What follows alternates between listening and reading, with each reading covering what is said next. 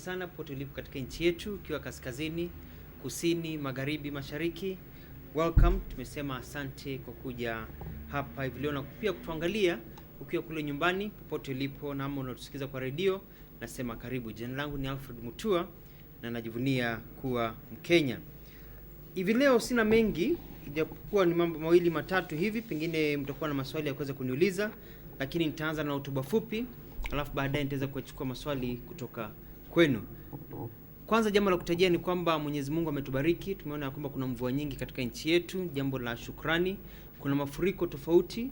Hapo jana waziri mkuu aliweza kuwa na mkutano pamoja na viongozi tofauti wa serikali kuangalia mbinu na njia ambazo wataweza kuwasaidia wananchi kutokana na mafuriko ambayo yametokea. Kwa hivyo ni jambo ambalo serikali inashughulikia kwa wakati huu na mtaweza kupewa ripoti tofauti. Kwa hivyo tunatarajia kwamba wale wote wenye shida tofauti wataweza pia kutatuliwa shida zao. So in English it say that yesterday the Prime Minister chaired a meeting of different government agencies to look at how we are responding to the flooding and the impact of the floods across the country because of the blessings of the rain that we have. And so that is something that is really being taken care of as we speak. Now I'd like to move on and talk about the error in the printing of the proposed constitution copies. The error in printing of the proposed constitution copies.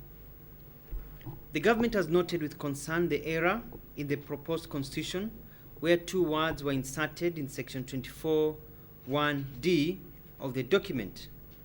The government has scrutinized the rest of the document and ensured that there are no more insertions that are contrary to the legal requirement of the document.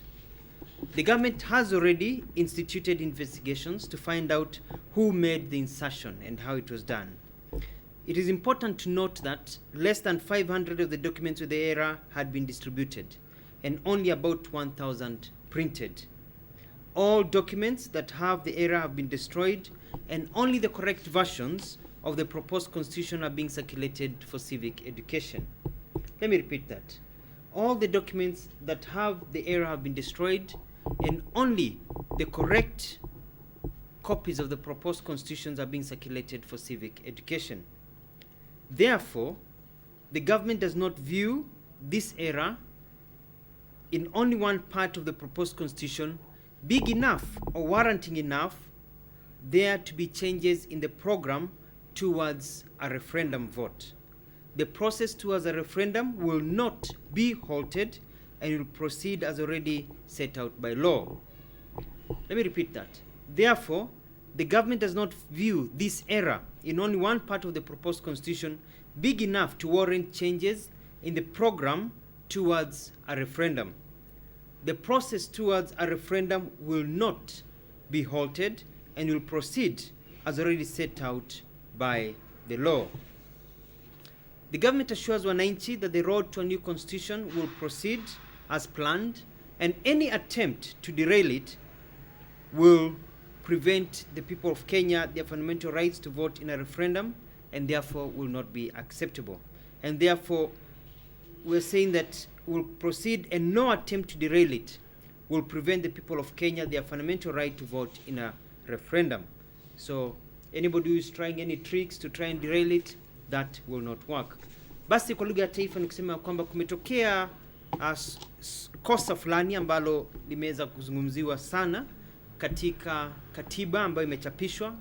Sijui sasa tunaita nini, sio kielelezo tena. Kielelezo ni draft. Hii katiba mpya ambayo tumeanza kuisoma ambayo tunapaswa kupigia kura hivi karibuni. Serikali imeangalia na imepigwa na tashwishwi kwa sababu kumetokea kosa fulani baada ya maneno mawili kuweza kuwekwa kwenye eneo la 24(1)(d) 24 ukurasa wa 24, sio ukurasa hala ni sehemu ya 24 kifungo cha kwanza section D ama eneo la D. Serikali basi imechunguza shida hii ambayo ilitokea katika kipengele hiki na imechunguza pia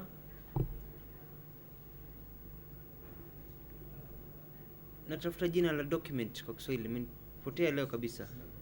Stakabadhi hii basi imechunguza stakabadhi hii ama hii katiba ambayo imechapishwa, imechunguza kabisa na imeona ya kwamba hakuna kosa lingine.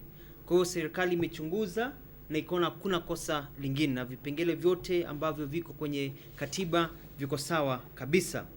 Serikali tayari imeshaanzisha uchunguzi kutafuta ni nani aliweza kubadilisha kipengele hiki na alikifanyaje. Jambo ambalo linatupa moyo ni kwa sababu ya kwamba ni vitabu tu 500 ambavyo vilikuwa vimechapishwa, vilikuwa vimepeanwa, na vitabu 1000 tu ndio vilikuwa vimechapishwa. Kwa hivyo hivi vingine vilikuwa vimebakia, vyote tayari vimeshaharibiwa ama vimeshateketezwa. Kwa hivyo serikali haidhani ya kwamba na imeamua ya kwamba shida hii ambayo tumeiona katika kipengele kimoja sio shida ambayo ni kubwa na haitoshi kusimamisha mpango unaoendelea wa kuweza kupata ama kwenda katika kupiga kura kutafuta katiba mpya. Kwa hivyo mipango ambayo bado imewekwa ya kutafuta ya kuendeleza kuelimisha wananchi na pia kuendelea mpaka tuweze kupiga kura, basi itaendelea kama vile awali. Serikali ingependa kuambia wananchi ya kwamba mtu yote mwenye mpango wote wa kujaribu kusimamisha njia hii yetu ya kutafuta katiba mpya ama kutafuta njia yoyote ya kuweza kusimamisha mpango wetu, basi hataruhusiwa, kwa sababu ni haki ya Wakenya kuendelea mpaka waweze kupiga kura ya kusema ndio ama kusema la, kwa sababu hiyo ndio haki yao kama Wakenya.